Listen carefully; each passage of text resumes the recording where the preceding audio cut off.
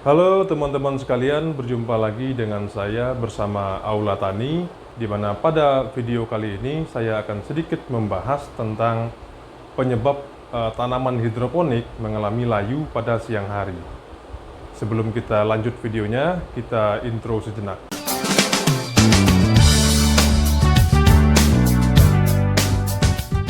Perlu kita ketahui bahwa penyebab tanaman hidroponik mengalami layu pada siang hari itu ada dua penyebab. Yang pertama adalah masalah suhu. Yang kedua disebabkan oleh bakteri dan jamur.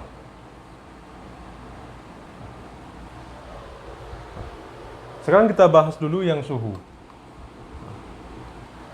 Idealnya dalam berhidroponik itu suhu air nutrisi yaitu berada di 28 derajat. Ini idealnya.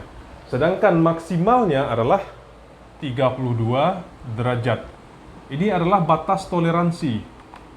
32 derajat. Apabila air nutrisinya itu lebih dari 32 derajat, maka bakteri dan jamur ini akan sangat cepat berkembangnya. Dan juga apabila suhu air nutrisi itu berada di atas 32 derajat, maka oksigennya akan teroksidasi, teman-teman. Itulah sebab kenapa pada saat cuaca panas terik, tanamannya layu, itu karena oksigen di dalam air itu menguap. Dikarenakan suhu airnya itu terlalu tinggi. Pertanyaannya adalah bagaimana cara kita mengatasinya? Yang pertama, khusus untuk penggiat hidroponik di dataran rendah, yaitu perbesar volume tandon.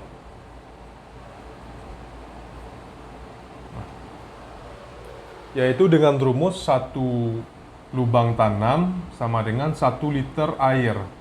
Nah, jika teman-teman sekalian mempunyai 500 lubang tanam, berarti tandonnya itu minimal 500 liter. Saya sendiri, wilayah saya itu berada di pesisir pantai, di ketinggian 34 mdpl. Kalau saya pakai ini, kurang. Suhunya berada di angka 32, kadang-kadang 33. Nah, setelah saya bikin 1,5 liter untuk 1 lubang tanam, alhamdulillah ini teratasi. Suhu maksimal tandon saya itu pada siang hari yang panas, sangat panas, yaitu 31 derajat sampai saat sekarang. Keuntungan yang didapat apabila suhu tandonnya turun, pH akan cenderung lebih stabil. Itu yang pastinya.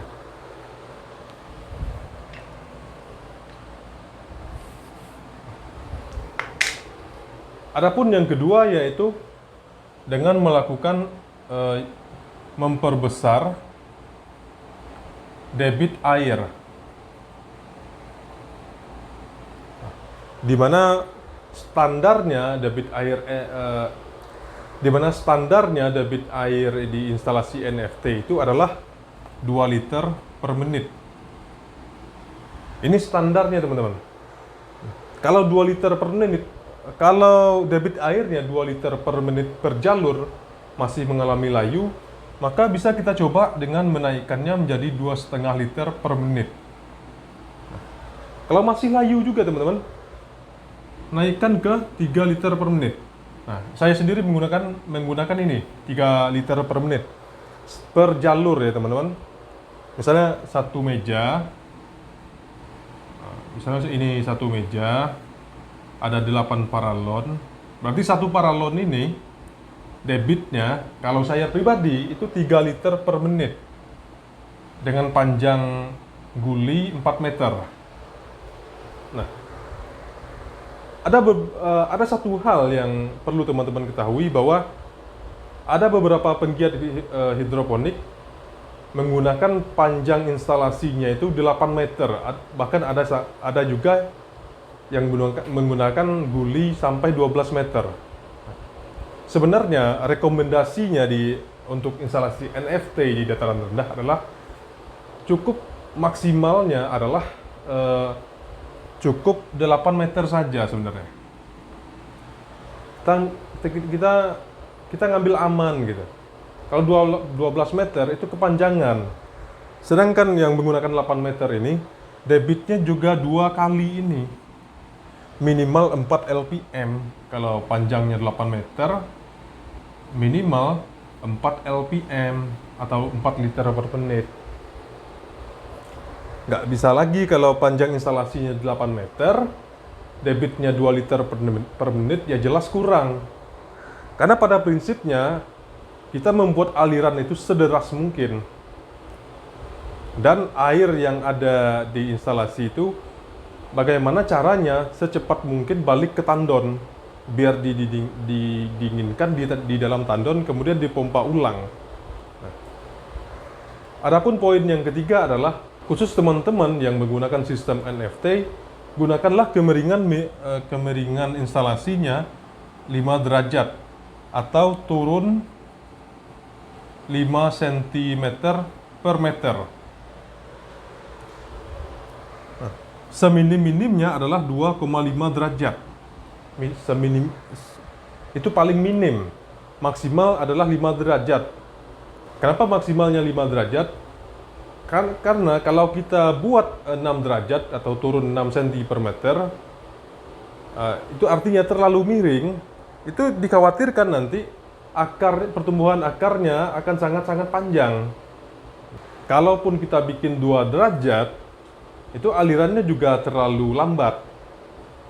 Jadi kalau banyak para penggiat hidroponik terdahulu, itu seperti almarhum Opayos, itu menggunakan 2,5.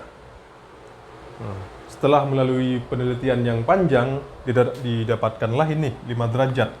Ini yang paling pas. Tidak terlalu deras, tidak juga terlalu pelan. Nah, ada beberapa pertanyaan yang masuk ke saya, seperti apakah efektif memasukkan es batu di dalam tandon? Nah, bagi saya sendiri sangat-sangat tidak efektif, karena ya kita mau sampai kapan naruh es batu di dalam tandon? Apakah setiap hari kita sanggup naruh es batu di situ? Lagian juga memasukkan es batu di dalam tandon, itu penurunan suhunya juga nggak terlalu signifikan. Jadi cuma menambahkan biaya produksi doang kan. Nah, yang kedua, ada juga yang menggunakan paranet sampai 75% di atas tanamannya buat mereda sinar mataharinya. Kalau saya pribadi itu sangat tidak merekomendasikan menambahkan paranet di atas lapisannya. Karena saya pribadi itu sangat-sangat tidak merekomendasikan menambahkan paranet di atas tanaman. Itu akan menghambat sinar matahari, apalagi teman-teman yang menggunakan plastik UV. Plastik UV ini sudah menghambat sinar matahari 14%. Kita tambah lagi dengan paranet misalnya 50%. Ya, kalau ini kita lakukan, tanaman akan mengalami etiolasi atau kutilang. Tanamannya akibat dari kekurangan sinar matahari. Jadi ini kurang bijak. Nambahin es batu, nambah paranet, bagi saya kurang bijak. Karena saya sendiri itu tidak menggunakan ini. Kalaupun teman-teman untuk skala industri yang sudah menyuplai kemana-mana dan secara konsisten, cara yang paling aman menurunkan suhu tandon, ya, salah satunya adalah yang paling aman dan juga mahal, yaitu menggunakan chiller. Chiller atau AC yang AC yang dimodifikasi. Itulah cara yang paling aman sebenarnya. Tapi kan akan menambah beban biaya listrik.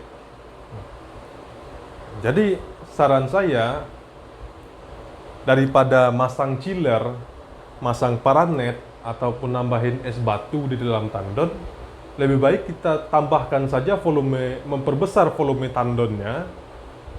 Yang pertama, yang kedua, perbesar debitnya. Yang ketiga, perhatikan kemiringan instalasinya. khusus teman-teman yang menggunakan instalasi DFT di dataran rendah, nah ini lebih ekstrim lagi. Kalau debitnya 2 liter per menit, paling tidak dibikin 2 kali 2 liter.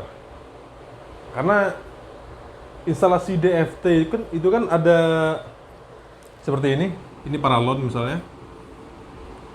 DFT itu kan ada genangan di sini. Nah, aliran ini kan gerakannya lamban. Jadi perbesar debit inputnya 4 sampai 6 liter per menit. Itu kalau mau ngambil aman. Kalau debitnya cuma 1 liter, DFT di dataran rendah, ya wajar layu, Pak. Itu pasti bakal layu. Mau ditambahin paranet di atasnya, tanamannya bakal kutilang. Jadi demikian, semoga bermanfaat bagi teman-teman semua. Assalamualaikum warahmatullahi wabarakatuh.